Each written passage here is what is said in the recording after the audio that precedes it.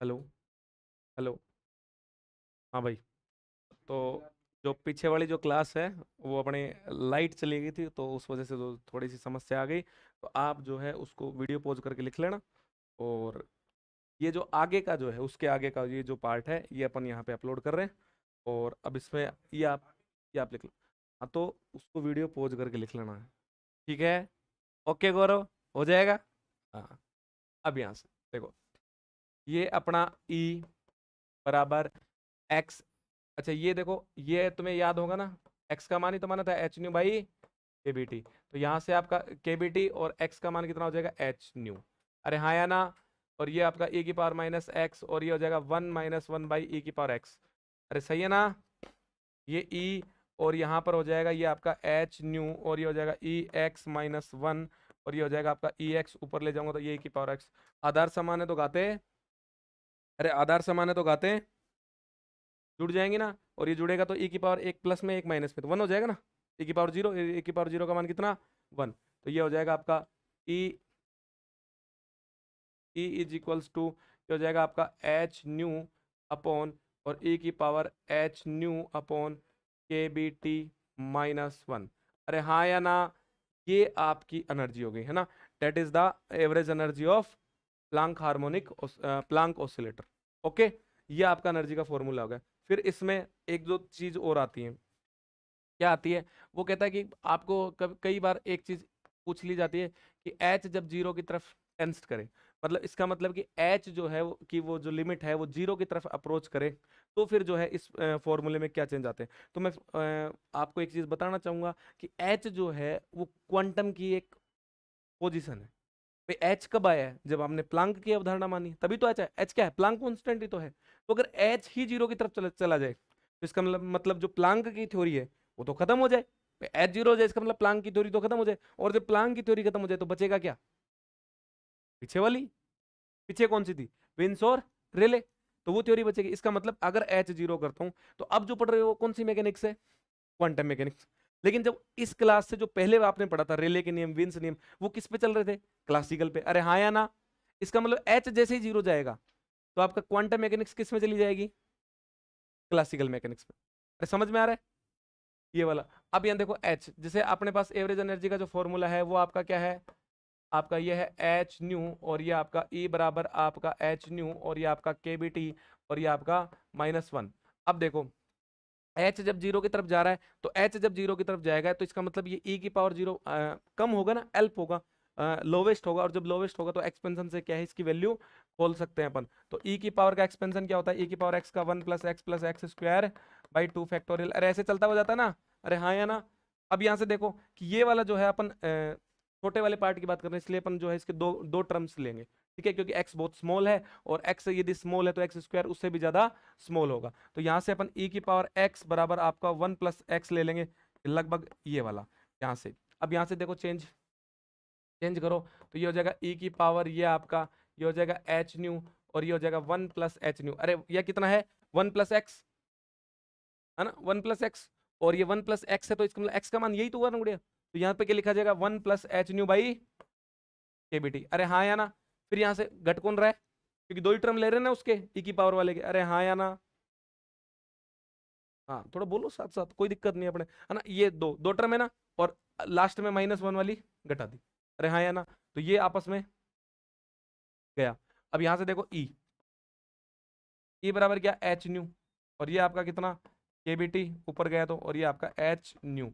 इससे ये वापस कट गया। ई का मान क्या बच गया?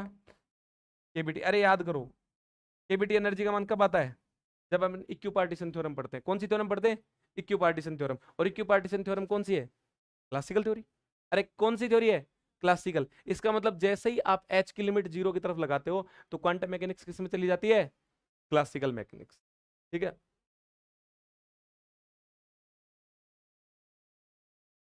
If h tends to zero, then quantum mechanics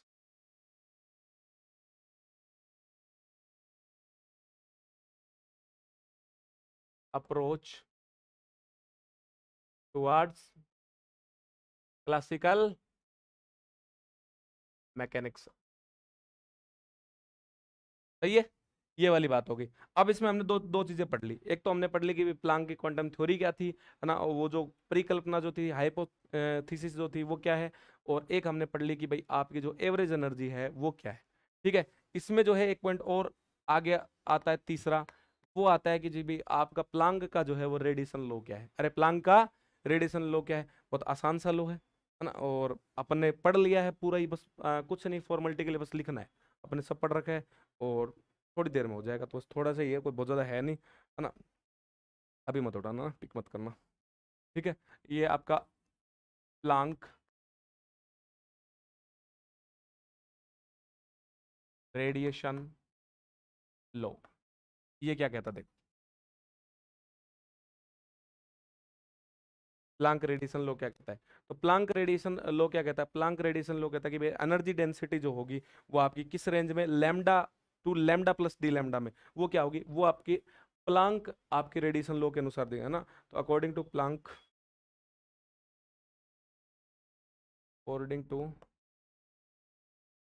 Planck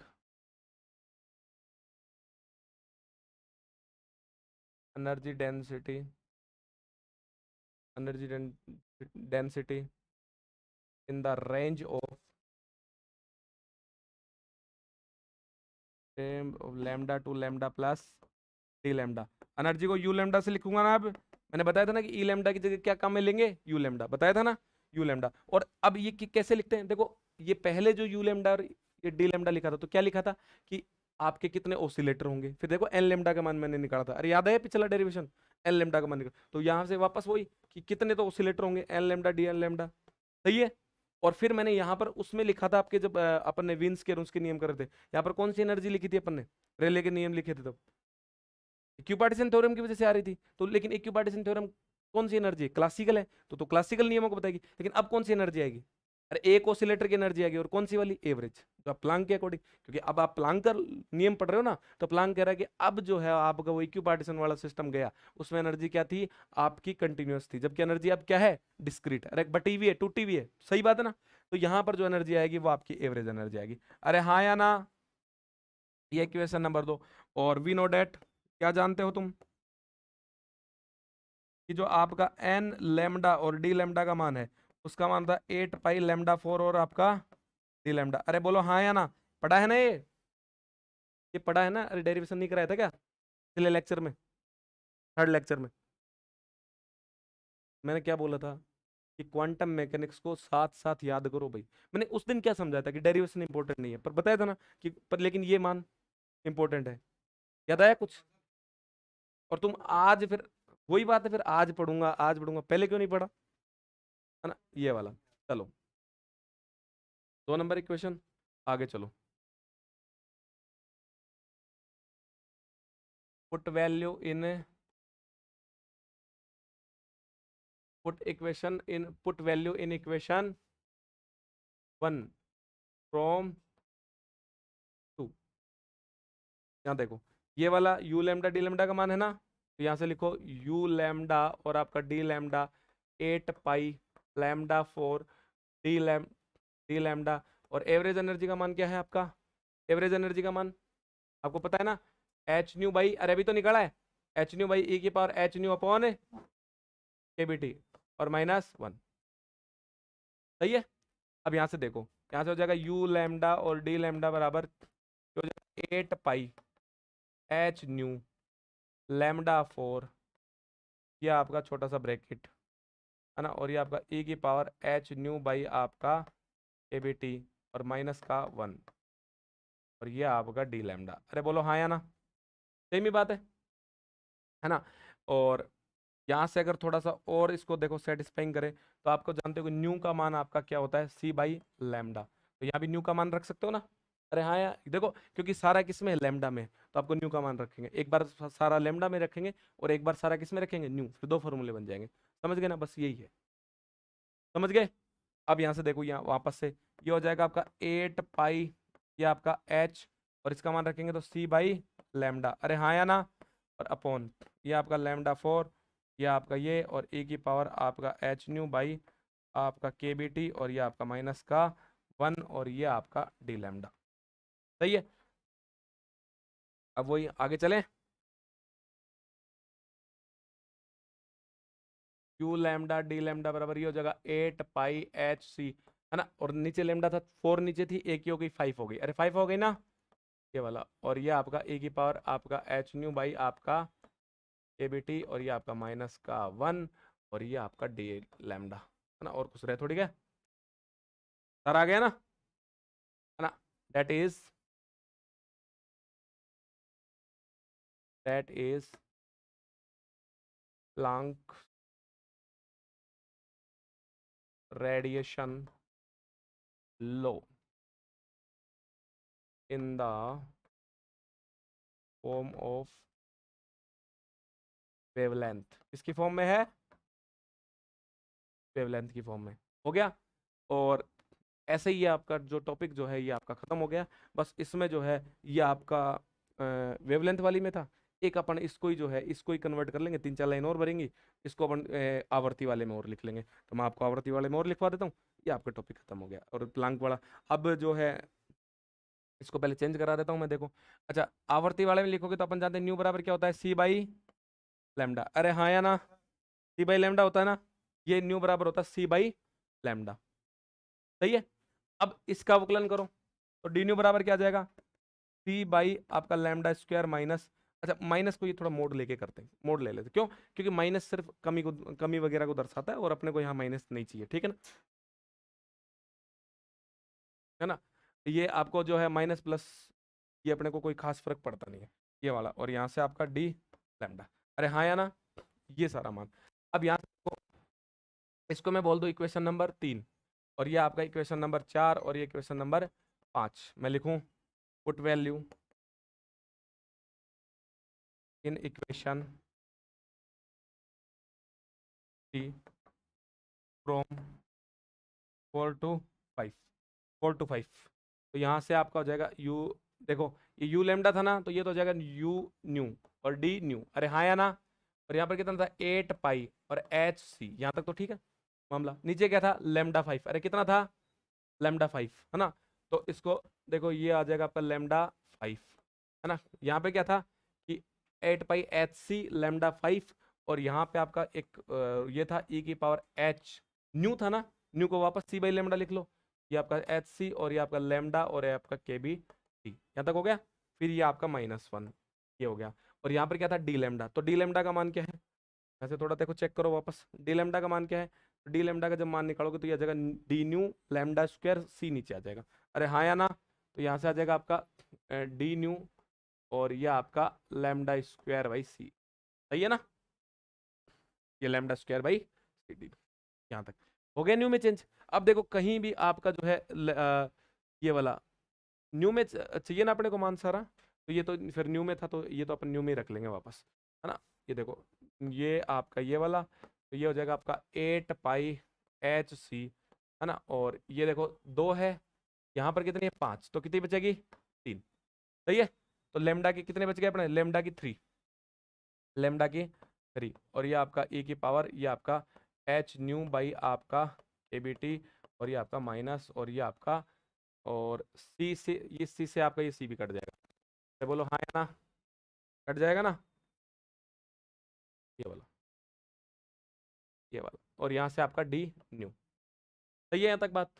अब यहाँ से देखो ये लेमडा लेमडा क्यूब का और मान रख लो, लेमडा का मान क्या आएगा, लेमडा का मान यहाँ से निकालो तो क्या आ जाएगा सी बाई न्यू, क्या आ जाएगा सी बाई न्यू, क्योंकि पूरा न्यू के फॉर्म में चाहिए ना अपने को, सी बाई न्यू। तो यहाँ से रखो ये आपका न्यू और ये आपका डी न्यू, और ये आ जाएगा 8 पाई एच, और ये आ जाएगा सी बाई न्यू ये वाला, और ये आपका डी न्यू, और ये यहाँ से हो जाएगा आपका ई की पावर आपका एच न्यू और ये आपका के बी टी, और ये आपका माइनस यहाँ से, ठीक है। ये यहाँ से, अब यहाँ से इसको और आगे सोल्व करेंगे तो देखो ये सी क्यूब नीचे बच जाएगा, न्यू आपका ऊपर चला जाएगा, सही है। चलो